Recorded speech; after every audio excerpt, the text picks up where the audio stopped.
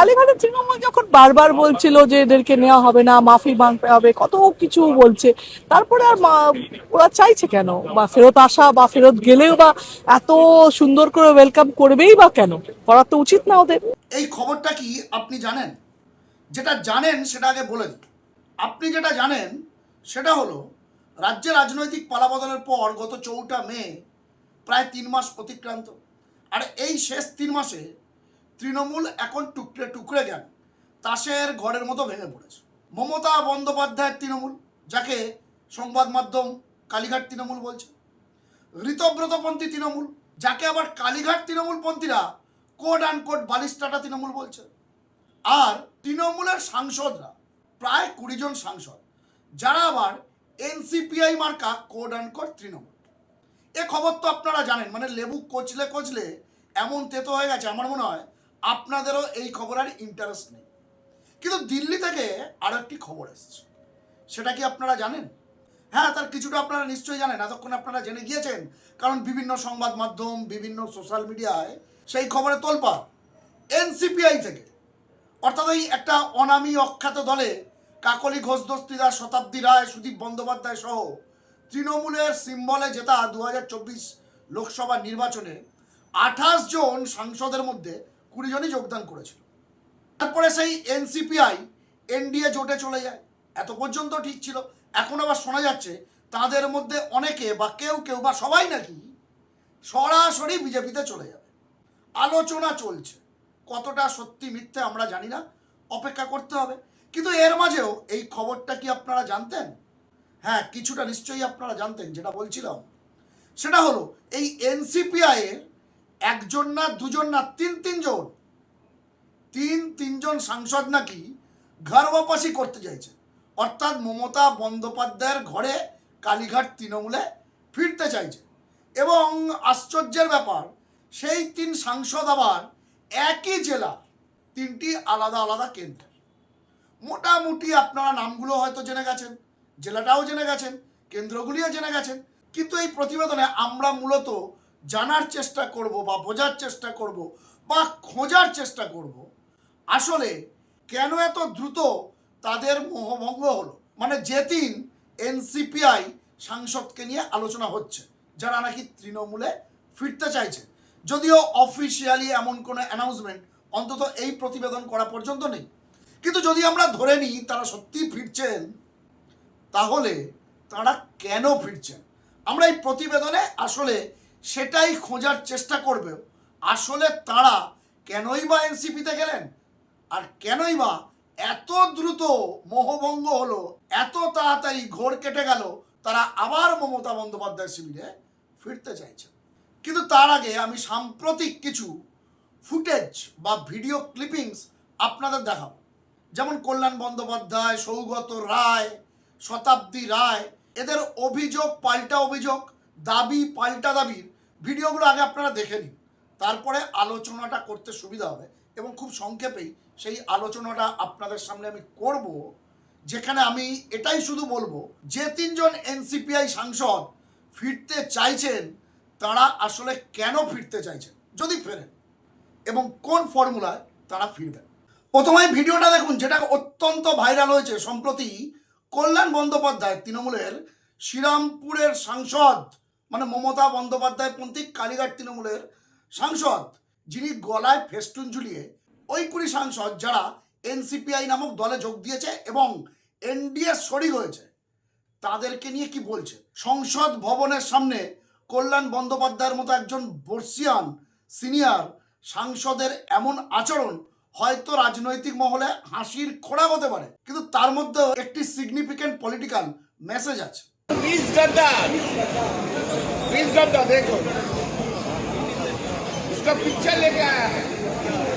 Please गद्दार का picture उधर अंदर में है। प्लीज गद्दार पार्लियामेंट में मौजूद है।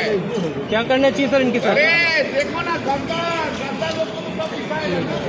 क्या करना चाहिए इनके साथ? सब दिखाना, गद्दार गद्दार गद्दार क्या करना चाहिए इनके साथ? কল্যাণ বন্দ্যোপাধ্যায় তৃণমূলের শ্রীরামপুরের সাংসদ, মমতা বন্দ্যোপাধ্যায়ের অত্যন্ত ঘনিষ্ঠ, আইনজীবীও বটে। তিনি বুকে পিঠে পোস্টার লাগিয়েছেন সেখানে কাদের ছবি আছে? 20 জন তৃণমূল সাংসদের ছবি আছে যারা এখন বিদ্রোহী হয়ে এনসিপিআইতে যোগ দিয়েছে এবং এনডিএ জোটে সামিল হয়েছে। তাদেরকে বলছেন 20 গদ্দার পার্লামেন্ট কে আন্দার মজুদ है। কল্যাণ বন্দ্যোপাধ্যায় এই মুহূর্তে তিনি এই অধিবেশন চলছে পার্লামেন্টে, বাদল অধিবেশন, সেখান থেকে তিনি সাসপেন্ড। সেই জায়গা থেকে প্রত্যেক দিনই কিন্তু তিনি সংসদ ভবনে যাচ্ছেন, অধিবেশনে অংশগ্রহণ করতে পারছেন না সাসপেন্ড বলে। কিন্তু তিনি একদা তাঁরই সতীর্থ সাংসদদের ছবি বুকে পিটিয়ে ঝুলিয়ে বলছেন 20 বেঈমান, 20 গদ্দার। সেটা আবার প্রিয়াঙ্কা গান্ধী সহ কংগ্রেসের সাংসদরাও দেখছে, হাসি ঠাট্টা করছে। আপাত দৃষ্টিতে এটাকে হাসি ঠাট্টা মনে হলো, এটার ভিতরে কিন্তু একটা বড় রহস্য আছে। কারণ কল্যাণ বন্দ্যোপাধ্যায় এটাও দাবি করেছেন সাংবাদিক বৈঠক করে আগামী 1 থেকে 1.5 সপ্তাহের মধ্যে, খুব বেশি হলে 2 সপ্তাহের মধ্যে একটা বড় সড়ো খবর আসতে চলেছে এই এনসিপিআই এর 20 জন সাংসদকে নিয়ে। কারণ তৃণমূল কংগ্রেস বা কল্যাণ বন্দ্যোপাধ্যায়রা সুপ্রিম কোর্টে যাবেন এদের বিরুদ্ধে দল বিরোধী মামলা করতে, এবং সেই মামলার জল কদ্দূর গড়াবে ভগবান জানে। কিন্তু আইনি খাড়া এই 20 জন সাংসদের উপর যে ঝুলবে তা বলার অপেক্ষা রাখে না, এবং তারিখ পে তারিখ হলে এই সাংসদরা রাজনৈতিকভাবে বা সংসদীয়ভাবে একটা অস্তিত্ব সংকটে ভুগবেন, তা বলার অপেক্ষা রাখে না। ফলে সেই জায়গা থেকে কল্যাণ বন্দ্যোপাধ্যায়ের এই যে 20 গদ্দার বলে ছবি টবি ঝোলাচ্ছেন, এটাকে কিন্তু একেবারে হালকাভাবে নেওয়ার বিষয় নয়, এবং হয়তো বিষয়টিকে হালকাভাবে নিতে চাইছে না বলেই কেউ কেউ এনসিপিআর মধ্যে থেকে 3টে নাম তো প্রকাশ্যে চলেই এসছে, তারা মূল স্রোতে ফিরতে চাইছে, অর্থাৎ মমতা বন্দ্যোপাধ্যায়ের ঘরে ফিরতে চাইছে। এটা একটা কারণ, এবং সম্ভবত সেই কারণেই সৌগত রায়, মমতা বন্দ্যোপাধ্যায় পন্থী তৃণমূলের আর এক বর্ষিয়ান সাংসদ, তার সঙ্গে এই যারা ফিরতে চাইছে না 3 জন, 2 জন সাংসদকে পার্লামেন্টের সামনে গতকাল দেখা গিয়েছে। দেখুন সেই ছবি। না সৌগতদা, 2 জন কি আপনাদের সঙ্গে আবার আসছেন? সে তো আমি জানি না। আপনার সঙ্গে কোনো কথা? ওরা স্বাধীন নাগরিক, তবে ওরা ধর্ম নিরপেক্ষ। তাহলে কি ওরা আসছে? সে আমি জানি, সেই উত্তর আমি কি করে দেব? না, এনসিপিআই কি ধর্মনিরপেক্ষ? না, জানি না। ওটা খোঁজ খবরই নাই। এনডিএর সঙ্গে গেলে ধর্ম নিরপেক্ষ। এনসিপিআই ভেঙে এবার ঘর ওয়াপাসির প্রসেসটা সম্ভবত শুরু হয়ে গেছে, তবে সময় সবকিছুর উত্তর দেয়। কারণ রাজনীতিতে পার্মানেন্ট শত্রু বা বন্ধু বলে কিছু হয় না, রাজনীতি পরিস্থিতি অনুযায়ী তার গতিপথ পরিবর্তন করে, এবং সেই কারণেই তো রাজনীতিকে বলা হয় সম্ভাবনার শিল্প। আর ঠিক সেই জায়গা থেকে সৌগত রায় অত্যন্ত বুদ্ধিমান, তিনি সাংবাদিকদের প্রশ্নের উত্তরে বললেন, সেই বিক্ষুব্ধদেরই পাশে দাঁড়িয়ে সৌগত রায় বলছেন তারা আসবে কি আসবে না আমি কি করে জানবো, স্বাধীন দেশ, স্বাধীন নাগরিক, তারা তাদের সিদ্ধান্ত নেবে। এবং সেই 3 সাংসদ কিন্তু মুচকি হাসছে। সৌগত রায় নিজে থেকেই আবার ধর্মনিরপেক্ষ কথাটা উস্কে দিলেন। তখন সাংবাদিকরা তাকে পাল্টা প্রশ্ন করছেন, এনসিপিআই কি ধর্মনিরপেক্ষ? সৌগত রায়ের জবাব, এনডিএ শরিক হলে তাহলে তারা ধর্মনিরপেক্ষ হলো কি করে? এই জায়গাতেই আসল সমীকরণটা লুকিয়ে আছে। এতক্ষণে আপনারা জেনে গিয়েছেন, বুঝে গিয়েছেন।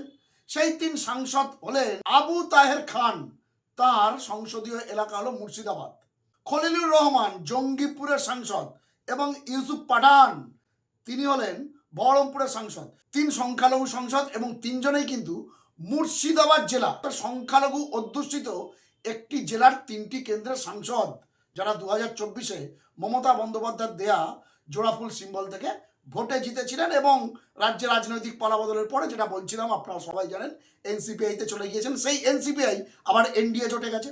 এনডিএ জোটের একটি মিটিং ছিল সম্প্রতি, যেখানে আমরা প্রথম সারিতে দেখেছি মাননীয় প্রধানমন্ত্রী নরেন্দ্র মোদীর সঙ্গে একই লাইনে বসে আছেন কাকলি ঘোষ দস্তিদার, যিনি এই এনসিপিআই দলটির অন্যতম গুরুত্বপূর্ণ সাংসদ।